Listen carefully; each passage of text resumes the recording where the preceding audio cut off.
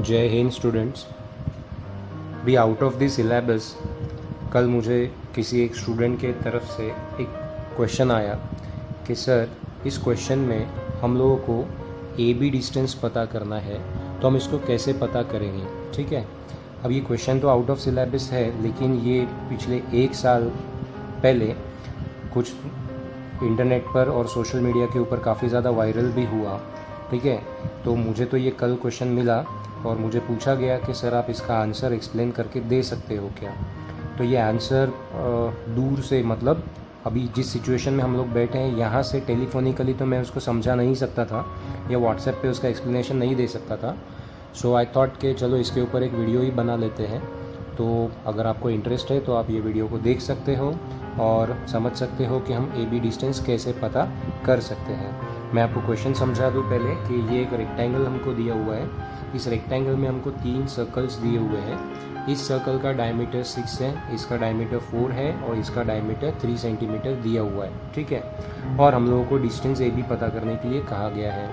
तो अभी इसको सॉल्व करने के लिए हम लोगों को थोड़े से कुछ ट्रिक्स लगाने पड़ेंगे, मतलब फिगर को प्रॉपरली इमेजिन करके ही देखना पड़ेगा कि कैसे हो सकता है। ओके, तो फर्स्ट ऑफ ऑल हम लोग पहले क्या करेंगे, यहाँ पे इन सर्कल्स के सेंटर्स पता कर लेंगे, यानी मार्क करके रख देंगे। अब जैसे इसका डायमीटर अगर 3 है, मैं यहाँ हटा देता हूँ ये 3 को और यहाँ पर मार्क करता हूँ एक पॉइंट P जो कि एक्ट करेगा उसका centre.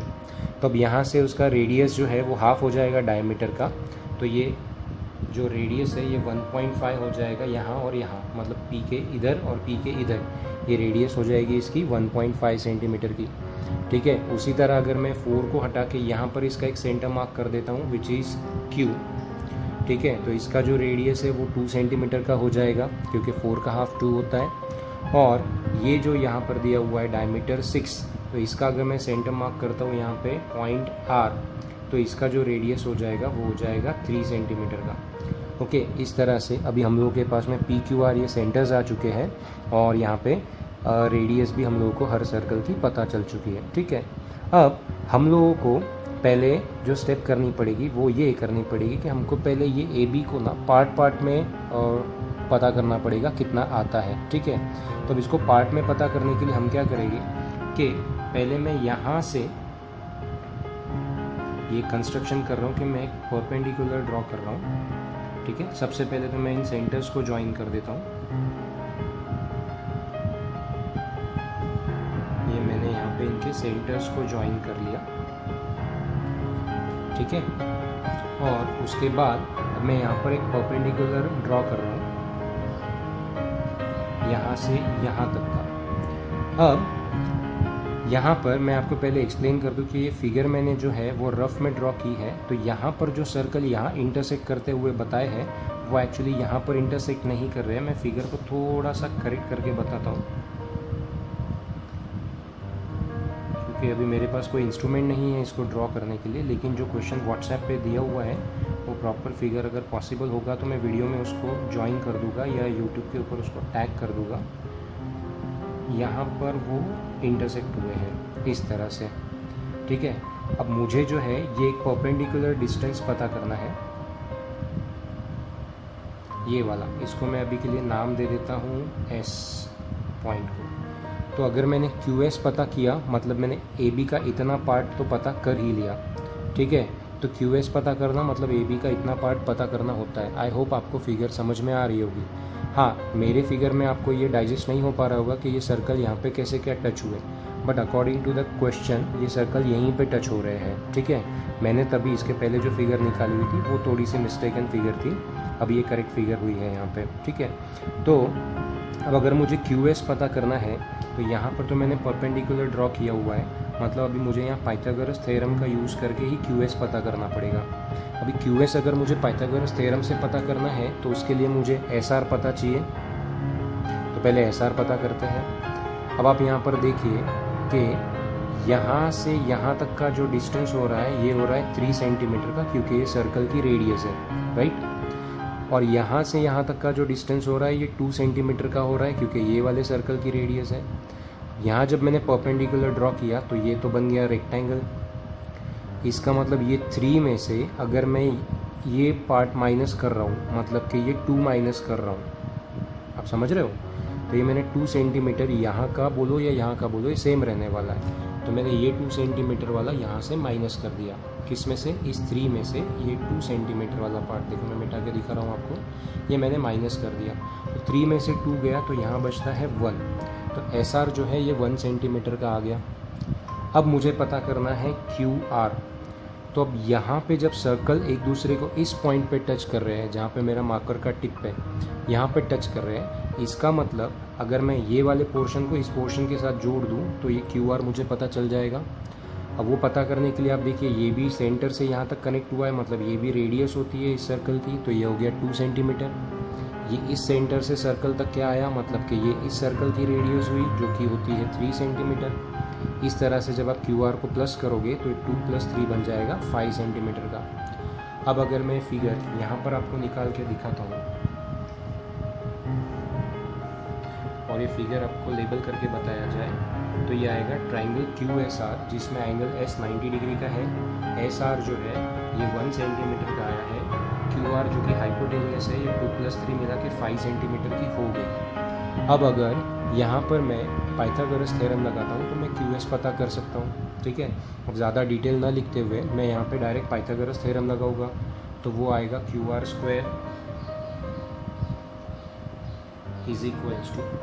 QS² + SR², QS² + SR², ठीक है। अब QR का वैल्यू मेरे पास अवेलेबल है 5, तो यहाँ पे आएगा 5 का स्क्वायर, ठीक है। और यहाँ पर SR का वैल्यू है 1, तो यहाँ पे आएगा 1 का स्क्वायर। QS मुझे पता करना है तो वैसा ही रहेगा। 5 का स्क्वायर होता है 25, ये 1 का स्क्वायर 1 होके यहाँ माइनस में आ जाएगा, तो यहाँ पे रहेगा QS²। अब अगर मैं देखूँ तो QS² आता है 25 - 1 दैट इज़ 24। मुझे तो QS चाहिए तो मैं स्क्वायर रूट लूँगा, तो 24 का भी स्क्वायर रूट लेना पड़ेगा।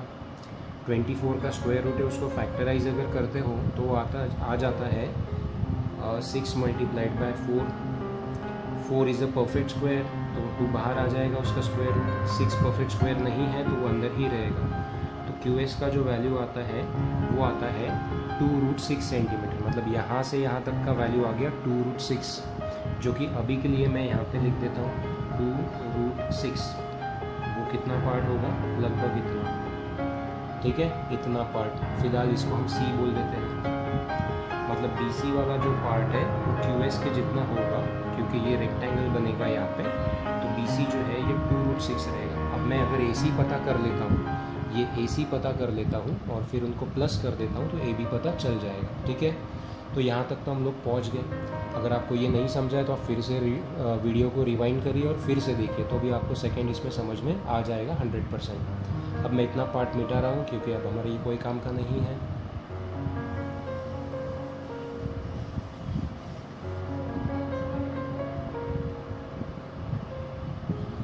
अब हम लोगों को AC पता करना है। AC पता करना है तो अब देखिए हम इसको कैसे करेंगे। अब मैं यहाँ पे QP को ज्वाइन कर देता हूँ।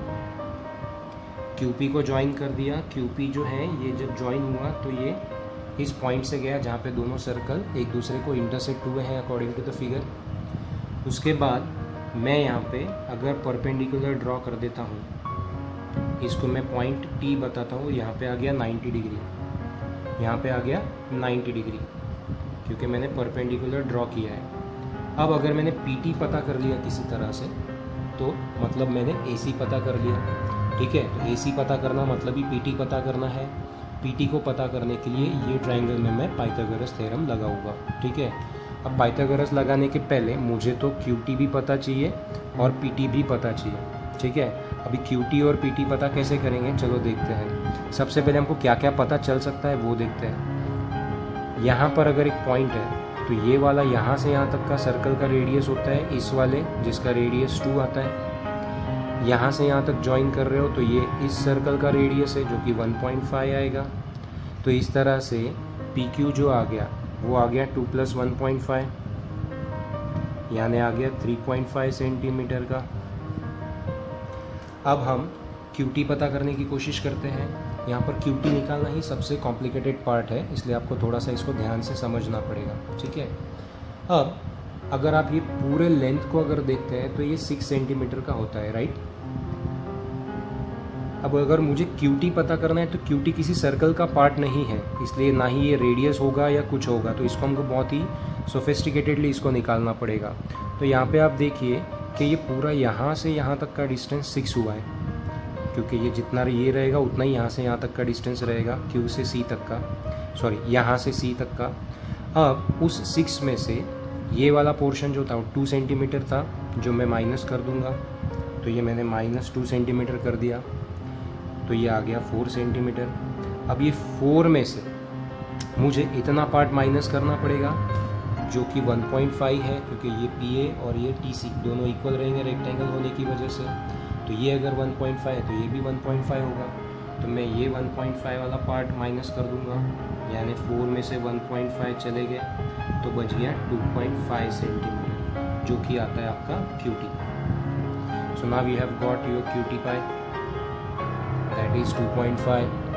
ओके, अब आप ट्राइंगल PQT के अंदर में PT पता कर सकते हो यूजिंग पाइथागोरस थ्योरम, ठीक है। तो मैं ये ट्राइंगल यहाँ पे बना रहा हूँ आपका, तो यहाँ पे आएगा आपका ट्राइंगल PQT, ठीक है, जिसमें ये 90 डिग्री का एंगल हम ले लेते हैं। अभी हमने QT निकाला है 2.5, हमने PQ पता किया है फिगर में, यहाँ पे आप देख सकते हो जो आ रहा है 2 + 1.5 एंड 3.5। अब हमको PT पता करना है पाइथागोरस थ्योरम से। हाइपोटेनियस PQ है तो यहाँ पे लिखेंगे PQ² = QT² + PT², ठीक है। और वैल्यूज पुट करते हैं, PQ का वैल्यू 3.5 तो 3.5 का स्क्वायर आएगा, QT का स्क्वायर है 2.5 तो 2.5 का स्क्वायर आएगा प्लस PT²। अब ये 3.5 का स्क्वायर कितना, तो 8th स्टैंडर्ड में हम लोगों ने पढ़ा है कि जिसके एंड में 5 आता है उसका स्क्वायर कैसे पता करते हैं। फिलहाल पॉइंट को छोड़ दो, जिसके एंड में 5 है उसके स्क्वायर के एंड के 2 डिजिट्स रहेंगे 25। फिर ये जो नंबर बचता है वो है 3 के बाद नेक्स्ट नंबर आता है 4, 3 4 जा करो कितना आता है 12, तो यहाँ पे लिख देंगे 12। सो आंसर इज 12.25, ठीक है। यहाँ पे 2 डिजिट बाद पॉइंट इसलिए क्योंकि यहाँ पे 1 डिजिट बाद पॉइंट है, पावर 2 है तो 1 का डबल 2, तो यहाँ पे 2 डिजिट बाद पॉइंट आएगा, इस 12.25।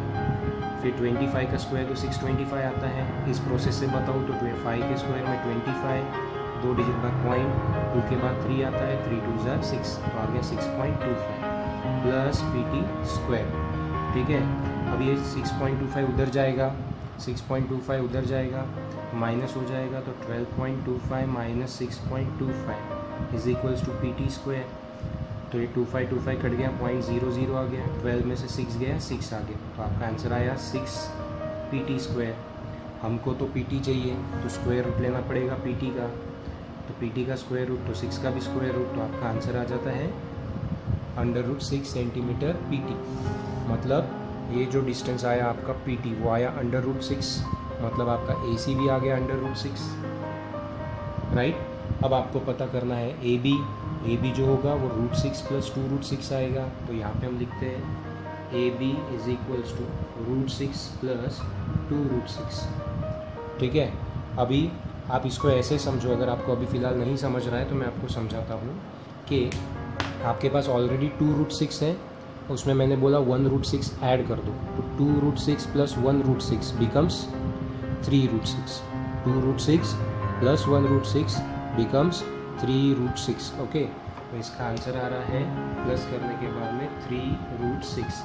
इसको ऐसे समझो, अगर ये x और 2x होता तो x + 2x कितना होता 3x, तो x की जगह √6 समझो, तो √6 + 2√6 इज 3√6 सेंटीमीटर, तो आपका AB आ जाता है यहाँ पे 3√6 centimetre.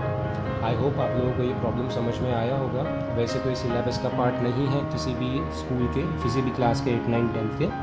It was just a puzzle type of problem, मुझे किसी ने भेजा तो मैंने सोचा कि चलो इसके ऊपर वीडियो ही बना लेते हैं, तो इसलिए मैंने बनाया, ठीक है। तो जिनको अगर इसका काम नहीं है तो ये वीडियो ना भी देख रहे तो भी चलेगा। अगर पसंद आया है आपको ये वीडियो तो इसको लाइक करें, शेयर करें और हो सके तो यूट्यूब चैनल सब्सक्राइब करें, ठीक है। बाय।